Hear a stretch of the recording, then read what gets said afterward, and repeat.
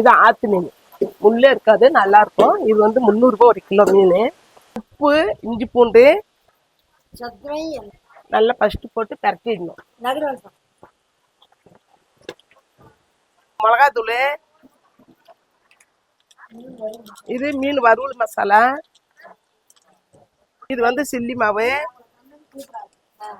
Chilli மாவு போடுறேன். இது வந்து கார்ன்ஃப்ளவர் மாவு.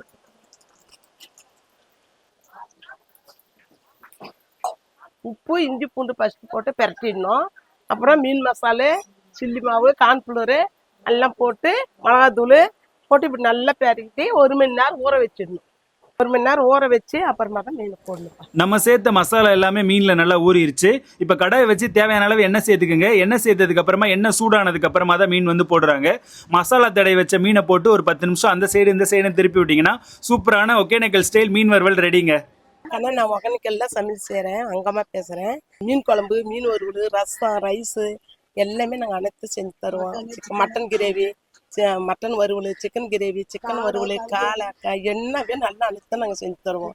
நல்லா நீட்டாக பக்காவாக செஞ்சு தரேன். நீங்கள் சாப்பிட்டு எப்போ இருந்தாலும் ஒகேனக்கல் வந்தால் கான்டாக்ட் பண்ணுங்கள். 9786087185. மறக்காம நம்ம சேனலை லைக், ஷேர் அண்ட் சப்ஸ்கிரைப் பண்ணிட்டு போங்க.